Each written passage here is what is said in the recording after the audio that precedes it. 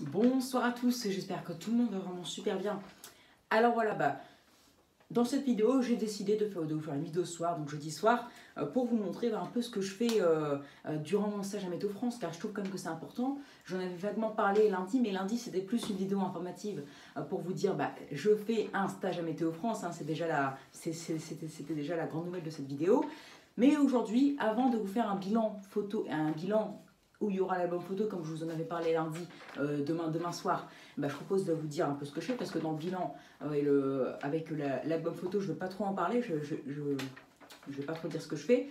En tout cas, même sans cette vidéo, je n'aurais a priori pas trop parlé de ce que j'ai fait cette semaine, donc j'ai décidé d'en faire une ce soir, pour vous dire un peu ce que je fais et ce que je vais faire demain, parce que j'ai un planning, hein, comme tout stagiaire, en tout cas normalement, excusez-moi, il y a un planning pour savoir ce qu'on fait, etc., etc. Alors déjà lundi matin, avec mon maître de stage, il m'a accueilli dans l'entreprise Météo France. Il m'a présenté un peu à tout le monde. Ensuite, je suis directement partie dans la prévision météo. Donc avec un chef prévisionniste, car à Météo France, il faut savoir qu'il y a des prévisionnistes normales, tout court, qui s'occuperont juste de remplir les bulletins qui vont être publiés sur le site Météo France officiel. À la rigueur, qu'est-ce qu'ils peuvent faire d'autre? Ils peuvent écouter les conférences. Mais sinon, un chef prévis, ça a beaucoup plus de responsabilités. Ça s'occupe des vigilances. C'est lui qui met les départements de vigilance. Donc ça déjà, c'est beaucoup plus intéressant. C'est lui qui fait le bulletin feu de forêt. C'est lui qui participe aux conférences avec Toulouse tous les matins à 9 h et ensuite entre midi, soit midi ou soit vers le début d'après-midi, ou même plus quand il y a des situations météo intéressantes. Ensuite, à part ça, ouais, c'est lui qui commande un peu tout. Et qui est vraiment un chef prévis, quoi. Donc j'ai passé une partie de la matinée avec un chef prévis, ensuite je suis repartie en prévision normale, donc voir comment on fait à Météo France, comment on fait pour faire les cartes, pour les publier sur Météo France, donc le site officiel. On l'a fait du coup pour les Hauts-de-France et deux départements, l'Eure et la Seine-Maritime, donc la Haute-Normandie, qui pour l'instant est rattachée à Météo France, mais qui plus tard sera détaché et appartiendra à Rennes, parce que Rennes s'occupe de tout le nord-ouest et même une partie du centre-ouest. Il faut savoir qu'il y a 7 organisations MF en France, une à Villeneuve d'Ascq, une à Rennes, une à Bordeaux, une à Aix-en-Provence, une à Lyon, et une à Strasbourg et une à Paris. Ça fait 7. Et la 8e, c'est pas une 8e, hein, c'est juste Toulouse, qui s'occupe de Toulouse, parce que c'est lui, c'est là où il y a l'ENM, hein, donc toute la Météo France se concentre sur Toulouse. Voilà, donc ensuite j'ai fait un peu de prévision, voir comment on publie sur Météo France, tout ça, comment on s'en occupe. Ensuite j'en ai refait encore un peu lundi après-midi, pour ensuite finir avec Météo Sensible. Voilà, par exemple, par exemple, c'est la centrale nucléaire à Gravelines, comme j'en avais parlé lundi. Elle va vouloir être prévenue par Météo France quand, par exemple, la température passera sous -4 ou quand il y aura des rafales de vent supérieures à 60 km/h. Voilà, et c'est météo sensible, c'est-à-dire que la météo va clairement impacter la centrale nucléaire de Gravelines, donc elle souhaite être prévenue si on dépasse les seuils qui pourraient endommager la centrale en elle-même ou les personnes qui y travaillent. Parce que sans ces gens-là ou sans la centrale, il n'y a plus rien. Voilà, c'est très important. Ensuite, donc le mardi matin, j'ai refait un peu de prévis, donc voilà, on s'occupe des bulletins pour les publier sur Météo France. Hein. Donc il y a Toulouse qui mâche un peu le travail, mais après c'est à nous de bien remettre les zones. Par exemple, il y a des orages, ou Toulouse par exemple a mis des zones à 2 octas. Excusez-moi, 2 octas sur 8, c'est-à-dire un temps peu nuageux, parce qu'en météo on s'exprime en octas. Donc l'octa, le rond, donc 2 c'est un quart.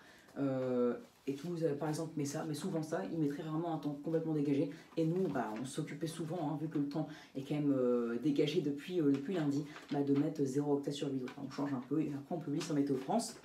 Ensuite, donc aéro, c'est tout ce qui est aéronautique, hein, avec donc je l'ai fait à 10h30 jusque la pause du midi.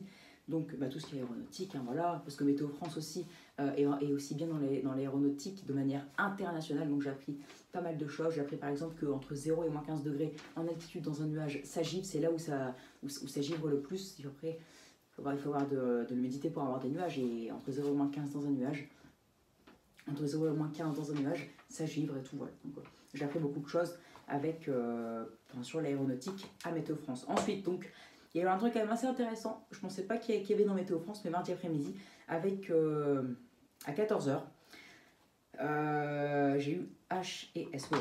Donc, c'est tous les trucs qui est prévention et bien-être du personnel Météo France. Voilà, c'est un peu leur bien-être. On s'est occupé de. Enfin, on m'a appris des choses sur des choses toutes simples, hein, mais qui mettent. Comment dire, qui rendent le quotidien beaucoup plus facile. Par exemple, un exemple tout simple, hein, on a travaillé aussi là-dessus, c'est, par exemple, il y a beaucoup d'ordinateurs devant les chefs prévis et prévis pour regarder les modèles et tout. On doit avoir beaucoup d'ordinateurs pour regarder tout en même temps, pour analyser les situations. Et ben, on s'est demandé si c'est mieux d'aligner 6 ordinateurs de même taille, ou si on devait faire des rangées, enfin des colonnes de 2, 2 et 2.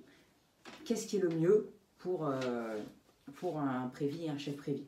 C'est quoi le mieux pour le moral, la tête, le cou et tout? Et ensuite, il y avait aussi quelques problèmes avec la chaise. C'est mieux une chaise où on peut s'installer, s'allonger, faire ce qu'on veut avec le dossier, etc. Une chaise qui s'abaisse, voilà. Donc les nouvelles chaises qui sont très confortables pour travailler en toute sérénité. Donc tout ce qui est bien-être et prévention du personnel Météo France à 14 h. Ensuite, j'ai fini avec un peu de prévision en fin d'après-midi, donc entre 15h30 et 16h, jusque vers 17h.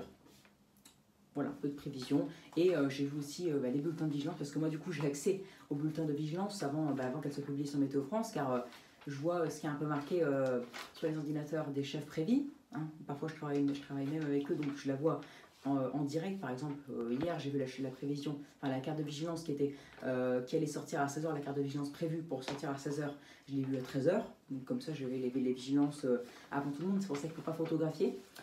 Je ne peux pas photographier, c'est très personnel, ça appartient à MF, et comme leurs modèles à eux, ça leur appartient, donc c'est interdit de photographier. Après, il y a quand même l'album photo de MF, les stations météo et tout qu'il y a là-bas. Excusez-moi. Alors, ensuite, mercredi matin, donc j'ai fait un peu de prévision aussi. Je vais encore la prévision, mais après, j'ai pas fait que ça. Hein. Il y a des trucs de bien-être et tout. Ensuite, il y a l'aéronautique, bien-être.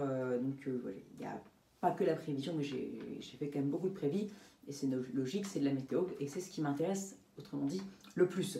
Donc, j'ai fait un peu de prévis avec un chef prévis en matinée, puis ensuite, entre 10h30 et midi, avec un prévisionniste normal. Et donc, j'ai écouté les conférences sur les canicules, parce que vous savez qu'il y a une canicule en ce moment, les vigilances jaunes et oranges qui s'étendent sur une bonne partie de la France. Donc ça, c'était hier, j'ai écouté les conférences. Et à 14h, hier après-midi, donc mardi après-midi, troisième activité en dehors de la prévision météo, donc en dehors de la météo elle-même, le commerce à Météo France. Donc voilà. Donc j'ai vu un peu le chiffre d'affaires, qu'est-ce que Météo France avait à voir avec le commerce. Ensuite j'ai refait de la prévis et avec un chef prévis et un prévisionniste normal entre 16h et 17h, donc pour finir la journée. Ensuite jeudi c'est la même chose, prévis ce matin avec chef prévis et prévisionniste normal. Et par contre cet après-midi, donc voilà, tous les jours il y a au moins une activité qui sort un peu de la prévision normale, c'est la maintenance, hein, pour voir. Donc là, on a beaucoup travaillé sur les stations météo. Par exemple, j'ai appris que la station météo de l'île d'Équin, elle était classée 4. Donc, c'est-à-dire qu'elle n'est pas du tout, elle n'est pas assez isolée. Donc, par exemple, pour les températures, parfois, il peut y avoir un écart de plus ou moins 1 degré. Et ça, c'est très... moi, j'étais quand même assez déçue, parce que me dire, par exemple, ça veut dire que les températures, par exemple, en hiver, elles peuvent être faussées. Et moi, ça me déplaît, je déteste, hein, je vous le dis, je pense comme tout le monde, d'avoir des températures. En hiver, par exemple, il est prévu, moi je veux en dessous de -3. Donc si après, il y a -2,5 et que là j'ai appris aujourd'hui Il y a eu plein d'exemples comme ça et que là j'apprends aujourd'hui qu'elle n'est pas très bonne, qu'elle peut différencier par rapport à la vérité de plus ou moins un degré, ça me déplaît. Moi je me dis du coup j'aurais plus trop confiance en elle, par exemple même quand il y a de la neige, surtout que la neige ça se joue parfois à 0,1 degré près. Et donc là voilà, là ça va être très gênant, mais après c'est pas de sa faute. Hein. Elle, la station en elle-même mesure très bien, de manière excellente la température. C'est l'environnement, par exemple s'il y a un bâtiment derrière et qu'il y a un air maritime, un air très froid, humide, une descente d'air polaire en flux nord, et que le bâtiment est vers le nord, bah, l'air il ne devra pas passer au-dessus du bâtiment, descendre, donc c'est beaucoup plus compliqué d'atteindre la station. Il faut parfois 1 heure ou 2 pour que la station s'habitue à la température en flux nord, alors que s'il n'y a pas de bâtiment, bah, ça va directement, le vent claque directement sur la station et la température baisse vite. Donc c'est à cause de ça, des différences comme ça, enfin, des trucs comme ça qu'on peut avoir de grosses différences par rapport à la vérité. Mais ça peut s'éloigner parfois de plus ou moins 1 degré, donc elle va être déplacée. Donc voilà, on a beaucoup travaillé sur les stations et j'ai vu un peu des baromètres anciens, baromètres, hygromètres. Parfois, j'avais même vu qu'un hygromètre marcher dans le temps avec des cheveux. Donc voilà, il y aura des photos, vous inquiétez pas. Mais en tout cas, c'était quand même très intéressant. Ensuite, j'ai refait un point en fin d'après-midi, entre 15h et 16h30 pour finir l'après-midi, la journée, parce qu'après, c'est quand même fatigant, de l'après-midi avec un chef prévis et un prévisionniste normal. Voilà. Et demain, donc, ce que je compte faire, un peu de prévis en matinée. Ensuite, je vais faire un peu de direction service. Donc je ne sais pas encore ce que c'est. On m'expliquera demain, hein, parce que je ne sais pas tout. C'est juste marqué direction service sur mon planning. C'est pas marqué qu'est-ce que c'est. Hein. C'est comme au départ, quand je voyais sur mon planning CPR, je ne savais pas du tout ce que c'était, on m'a expliqué. Et après, du coup, je n'ai pu un peu déchiffrer avec les explications. Donc je ferai ça le matin. Et après, j'aurai aussi à 10h30 des infos. Voilà, c'est marqué info, donc je ne sais pas qu'est-ce que c'est. Et par contre, demain après-midi, donc un peu de prévisionniste.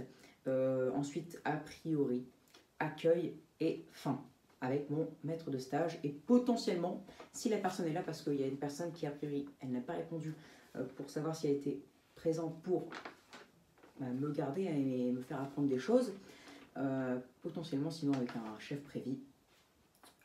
Après la prévision avec un prévisionniste normal.